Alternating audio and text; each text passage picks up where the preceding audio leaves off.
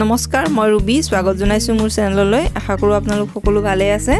আজিৰ ভিডিঅ'টোত মই আপোনালোকক টাবত কেনেকৈ মই ধনিয়া কৰিছো তাকে দেখাম আৰু ইয়াক 3 দিনতে কেনেকৈ গজালি উলাব পাৰি তাকো দেখাম বহুতে হয়তো জানে নজনা সকলৰ সুবিধা হ'ব বুলি ভিডিঅ'টো বনালো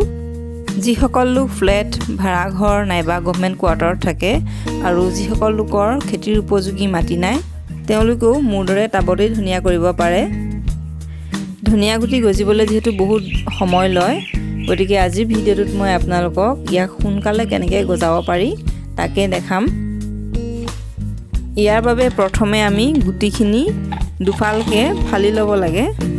বেলনা মাৰি বা পটা গুটি আদি তেনেকুৱা জাতীয় কিবা বস্তুৰে গুটিখিনি অলপ জোৰকে হেঁচি দুফালকে ফালি ল'ব গুৰি কৰিব নালাগে মাত্ৰ ফালিলেই হ'ল ইয়াৰ সেকেন্ড ষ্টেপটো হ'ল গুটিখিনি বাটি এটাত গোটাই ল'ব আৰু অলপ ঠাণ্ডা পানী ঢালি ইয়াক 24 ঘণ্টাৰ বাবে তিয়াই ৰাখিব লাগে 24 ঘণ্টাতকৈ বেছি তিয়াই ৰাখিব নালাগে গুটিখিনি পচি যাব পাৰে অকল 24 ঘণ্টা ৰাখিলেই হয় এদিন তিয়াই ৰখাৰ পাছত গুটিখিনি এয়া এনেদৰে তললৈ বহি যায় আৰু ইয়াক এতিয়া এখন কটন কাপোৰত উলিয়াই ল'ব পলিষ্টাৰ বা তেনে ধৰণৰ কাপোৰ নল'ব কটনৰ কাপোৰ ল'ব এতিয়া ধনিয়া গুটিখিনি এই কাপোৰখনত টুপুলা কৰি ল'ব এনেদৰে আৰু অলপ বালি ল'ব যি ঘৰ বনাবলৈ ব্যৱহাৰ কৰা বালিটো হ'লেই হয় শুকান বালি হ'লে বালিখিনি প্ৰথমে অলপ তিয়াই ল'ব আৰু গুটিৰ টুপুলাটো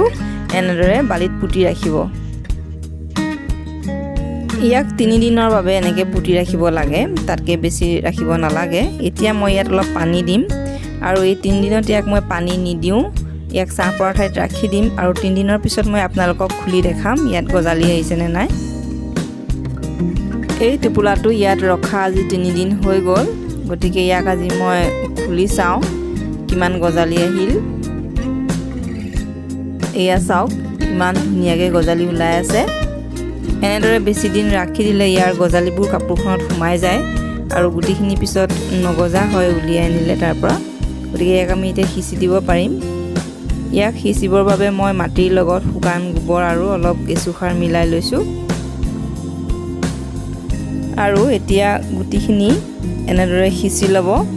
বহুত বেছি ডাঠকৈ দিব নালাগে অলপ পাতলকৈ দিব লাগে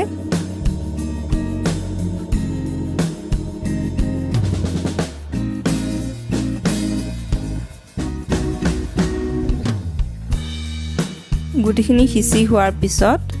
অলপ পাতলকৈ মাটিৰে ঢাকি দিব লাগে এতিয়া ইয়াত লাহে লাহে পানী ছিটিয়াই দিব আৰু ডেইলি পানী দিব আৰু 4-5 দিনৰ কাৰণে ইয়াক ছাঁ পৰা ঠাইত ৰাখিব ৰ'দত নাৰাখিব আৰু যেতিয়া গুটিবোৰ গজিব তেতিয়া ৰ'দলৈ উলিয়াই দিব